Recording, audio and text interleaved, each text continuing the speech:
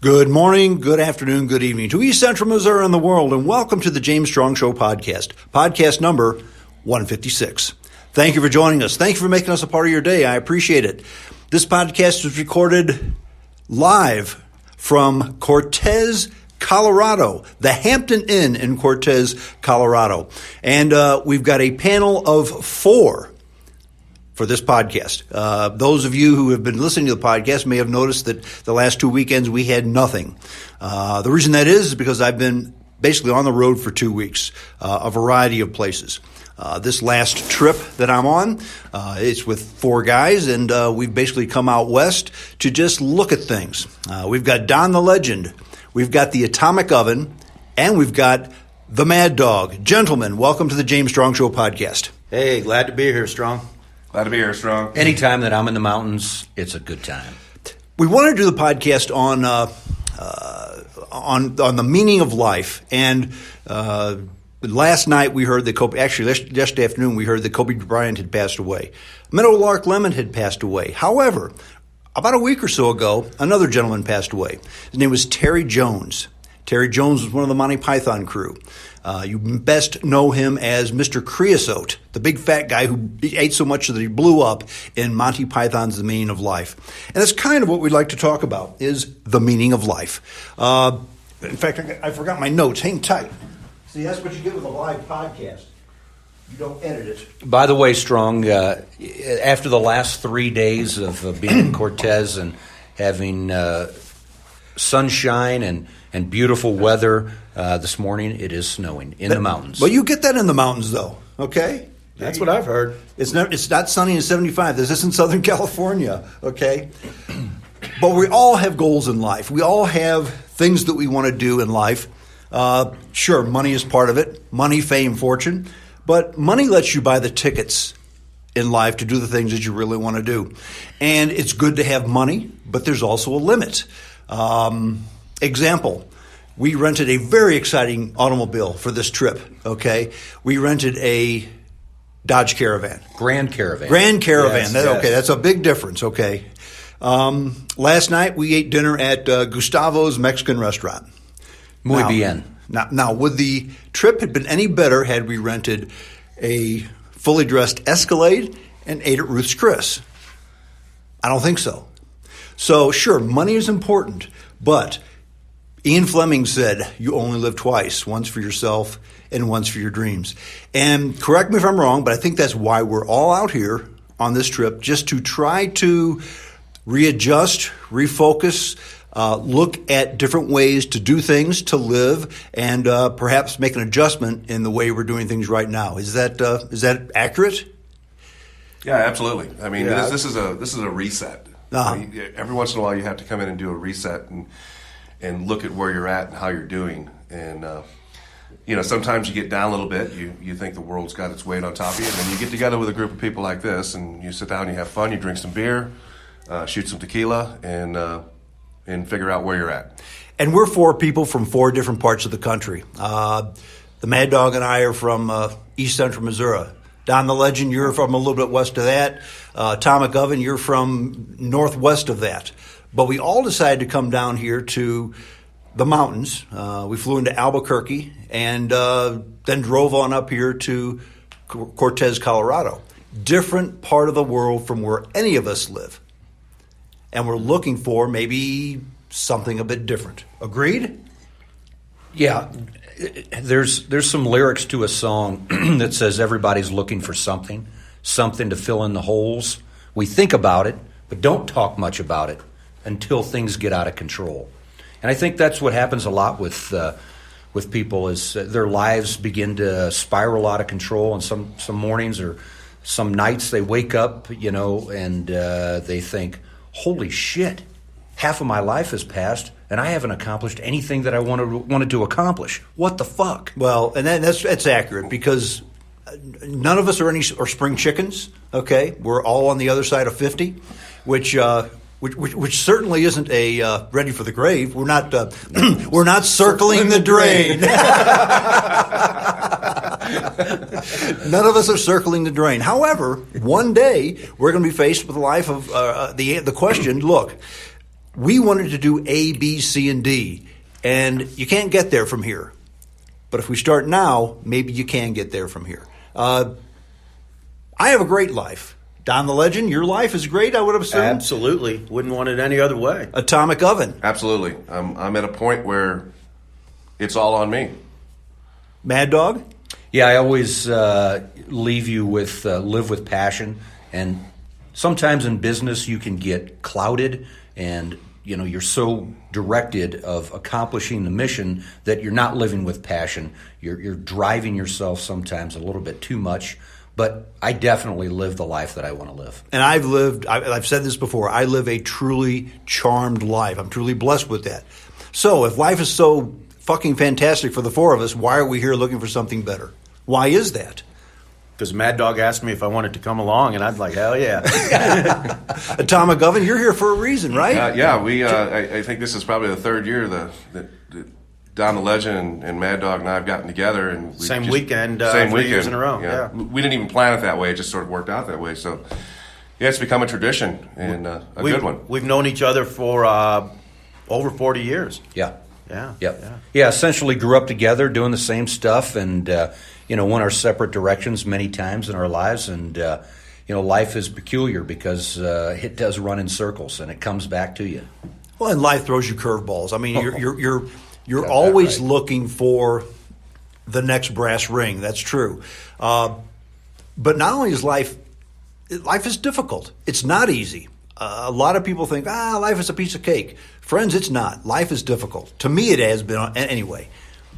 And you got to look at things and you got to make adjustments. Good enough never is. Even if your life is good, you get to the point where I'm waking up, I'm making the donuts. I'm waking up, I'm making the donuts. Sometimes you got to stop making the donuts and maybe do a nice flambe instead of the donuts someday. I like pancakes.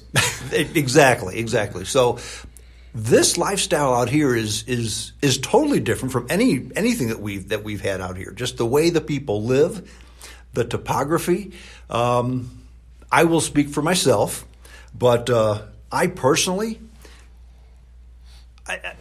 I wouldn't want to live out here, but I love being out here, and I look at the way people live, and I learn from the things that they've done right, and I plan on implementing some of those into my life. And we have met some great folks while we've been out here. I mean, that's the whole thing. The more people you meet, the more friends you make, and it's been a great trip as far as that goes. Yeah.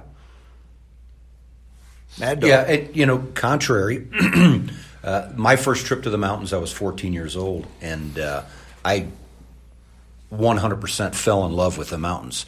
And I knew from a young age that I wanted to live in the mountains, that I would live in the mountains, and that would be a dream that I would fulfill. And, going back probably 25 years ago, I had an opportunity to live in northern New Mexico for about a year. And I was a young man. I was in my mid-20s. And it had a very indelible mark that was left on me. And when I left the mountains and went back to St. Louis, I told myself I'd be back. And I wasn't sure when I would be back and how I would do it, but I love the mountains. I want to live in the mountains. I enjoy being in the mountains. I feel free in the mountains. And I love the wide open spaces. So that's why I'm here. Well, and that's reinventing yourself is what we all have to do every now and then. And I've preached that time and time again. Reinventing yourself doesn't mean a 180-degree turn necessarily. It may mean a minor tweak. It may mean a minor adjustment. But I'm going to go ahead and I'll speak for myself. You guys chime in. But I don't think anybody's looking to reinvent themselves by forgetting everything they've done, everything they've learned, and turning their back on their current successes to do something 180 degrees. In other words, I'm an industrial salesman. I'm not looking to perhaps go from being an industrial salesman to selling artwork in Taos. Okay, I'm not going to do that. Okay, and I'm going to guess that none of you are going to do that. We wouldn't let you. Thank you. That's what friends are for.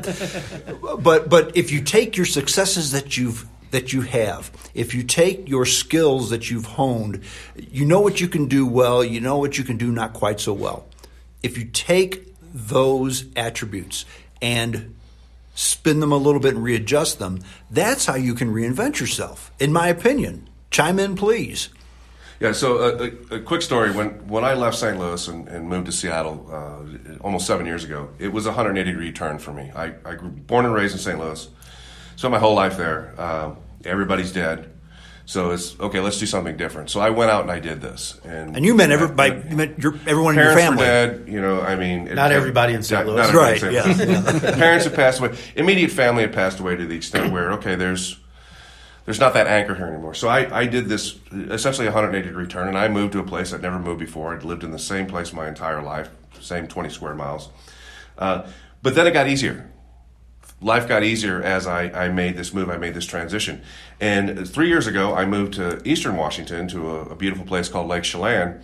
And I did that totally on a Sunday morning of a camping trip with my son when I was there.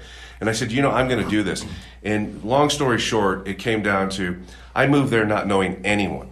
I was nobody's brother. I was nobody's son. I was nobody's cousin. I was nobody's friend. I was me. And it was an experiment for me to say, okay, how am I going to be embraced? How are people are going to approach me? How am I going to ingrain myself into this community? You were a blank slate at that time. Yeah, I was a blank slate. And it was really a refreshing experience for me to go do that. It was like being reborn in a sense, It's like, here, you just walk into town just like a cowboy riding in on a horse. And that's what I'm talking about. And you didn't go from doing what you do now to being a selling photo or artwork in Chelan. Right. You kept up basically with your job. So you didn't change. You didn't change everything. You changed some of it. Right. And it was enough of an adjustment. It was, and it changed my life and gave me some experiences that I hadn't had or I thought that I had had. Well, if things are so good, why would you want to come down here? Like I said in the beginning, I'm the kind of person, I need a reset. And I need a reset with some very real people. And there are 3 very real people sitting at this table. You wake up in the morning, and you said it earlier, your Mad Dog said it earlier, you're down a little bit.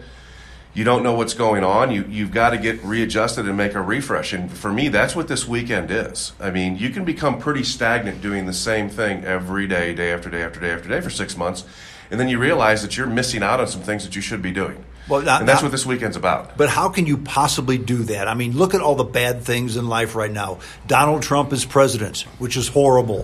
The climate change is such, and pretty soon, I guess you need to leave Washington because the state of Washington will probably be underwater in the next 3 years. Things are just awful. The economy's terrible. Nobody does anything. Right? I can't change those things. That's exactly. No, you can't. No, you can't.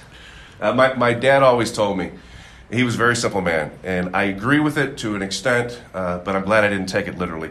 He told me from a very young age, just keep your mouth shut and go to work. Yeah. And I did that for a long time, and then I stopped doing that. And when I stopped doing that, things started to change, and I started to see more things. It was great advice for a kid. Sure. But I can't change climate. I can't change the climate. I can't change the fact that Trump's president. Won't change it for another 4.5 years anyway. And I don't know if Seattle's going to go underwater tomorrow. But what I do know is that I have one life. That's right. You got to live it.